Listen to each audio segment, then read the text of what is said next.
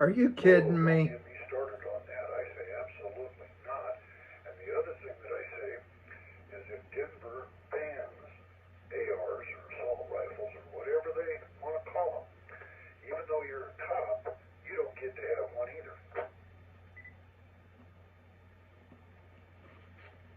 Well, you and I are in agreement. Hudson, you have thoughts, opinions? All right, well, so to item one, Joe user can get a 3-round burst AR.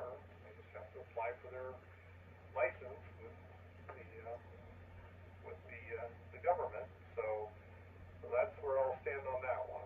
And on item two, I would say that it is necessary for law enforcement to be able to combat the threat.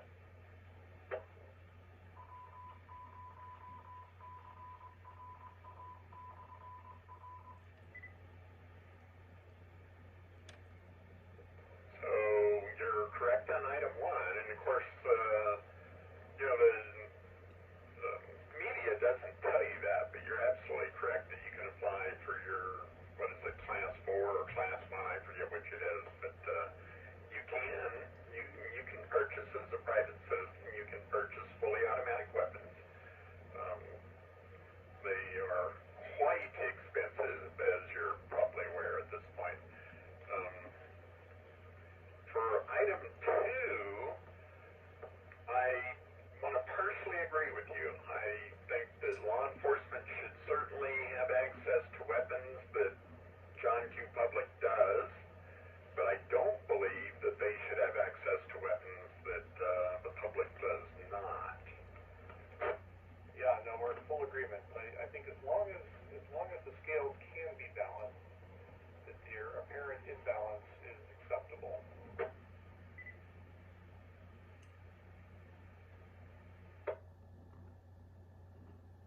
So law enforcement does not get a bazooka. Which, along those lines, kind of rubs me the wrong way as well, allowing law enforcement access to, I mean, you keep hearing, the media talk about ARs being military weapons. Clearly that's not the case, but allowing law enforcement access to surplus military equipment, I struggle with as well.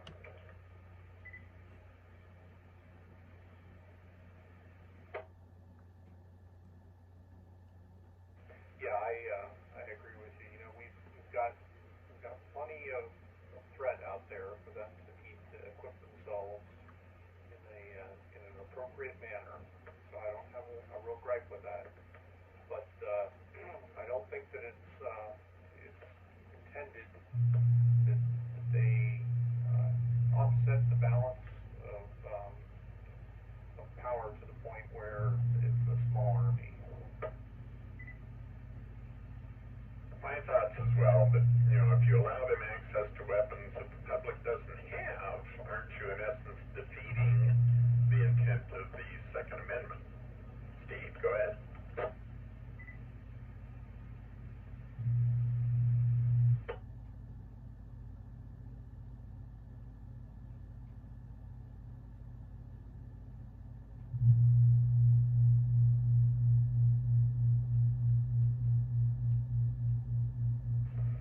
I wonder if Steve has abandoned us. K4 BBB. So it's not like you can't talk. VBB, go ahead.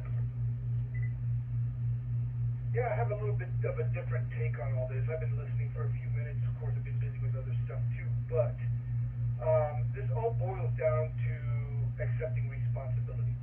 Okay, if you're an unarmed citizen and somebody breaks into your house and means to do you harm, what is your first action going to be? If you have access to some kind of communications device.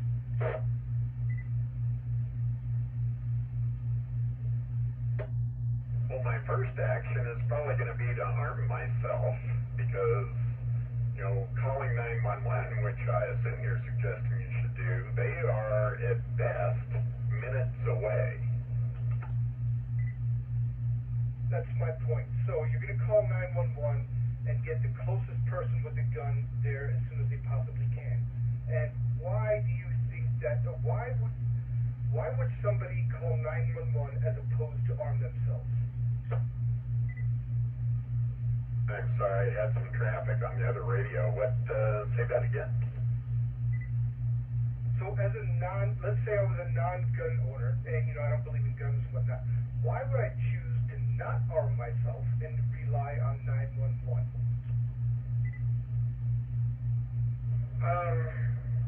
Well, I'll offer, and of course I am pro-Second Amendment and such, but I would offer there are a lot of people that, regardless of how they feel about gun ownership, whether citizens should have guns or not, guns scare them personally, and having guns in the home scares them, and so they might be less inclined to actually own firearms and instead rely upon the protections of law enforcement.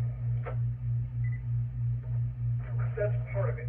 The bottom line, the root cause, so to speak, is because they don't want to have to accept the responsibility of protecting themselves, and they want to farm it out to somebody else. And that is the root base of the Second Amendment debate. Farm it out or do it yourself. And people that don't want to do it themselves don't think anybody else should either. Oh man, I'm back. I had to take a phone call. And one FC for ID with the bell. You need to prioritize, Steve. We got a good debate, or you have to take a phone call.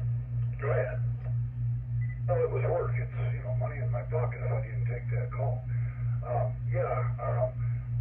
Like we were talking about, debating whatever, I don't think that cops should have more gun than I'm allowed. I don't think they should be able to have them if they live in a city that bans them. If I gotta obey the law, so do the cops. The people that don't want to have a gun, nobody's making them own it. That's a choice. It's my choice to own one. If it's your choice not to, that's fine. That's what makes the world go around. Yeah, and I was going to mention, you suggested that the Second Amendment was so that they could protect themselves in their home. I would submit that was not the original intent of the Second Amendment. The Second Amendment was to allow them to protect themselves from their government. Bingo. And they're just trying to throw out the Second Amendment totally. Now, I don't mind if they have laws that say if you don't store your gun properly and your kid finds the gun and shoots your wife, that maybe you should be charged for not storing it properly. But like in my case, putting a gun lock on a gun is stupid. There's nobody around here that doesn't know anything about guns. Yeah, I'm going to agree with you on the, another family member finds it and inadvertently injures someone, that the gun owner should perhaps be charged there. If someone breaks into your home and steals your unlocked or unsecured weapon, I do not believe a person should be charged for that. I would submit if that weapon is in their home, it is secured.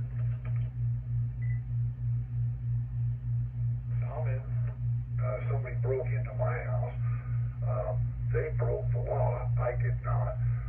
And like I said, I don't. Well, I have one weapon that is never. What's the word I want to use? It's never secure. It's always right close to me, just in case somebody kicks in the door to do a home invasion or something like that. That disgruntled husband. Anyway, comment, go ahead. All right, so David, think about the scenario you put out there about someone using a firearm against a family member and having the gun owner be held somewhat accountable. So if you took that and applied it to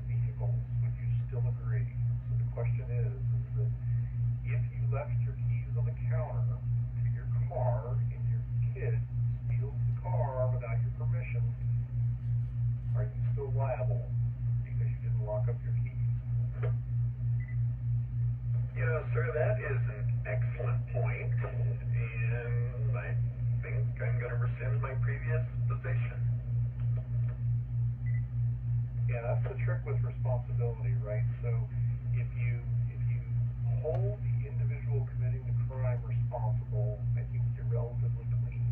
But when you start having incidental responsibility, when the other person has acted without your approval, then I think you've got a real issue on your hands. You know, if you purchased the firearm for the person and you don't care about how they store it or how they use it, then I think, yep, you're equally culpable. But if you're making the wrong choice to not to have them have access to something, then I think you're clear. So I think I was, as I was thinking my way through that scenario, I was thinking the young kid, and I think I just heard a recent case where an extremely young child, I want to say less than 5, got a hold of a firearm and ended up killing their mother. I mean, just like any other scenario where you've left something where the kid can get into and potentially endanger themselves. So I absolutely get your point about the car keys, and it's valid, I think, for perhaps an older child, one that knows the difference between right and wrong, but for a young child, I think I might still support negligence on the part of the parents. What are your thoughts? Okay, Zero, FAN, back to you. So I think we need to loop this back to what Marcus was saying there, is that there's a deficit of responsibility, right? And there's not a clear dividing line as to when someone becomes responsible for their actions and when they don't. And I think that we ought to equalize all ages of consent, if you will, across all of our laws, and start there. And as I mentioned a couple weeks ago, I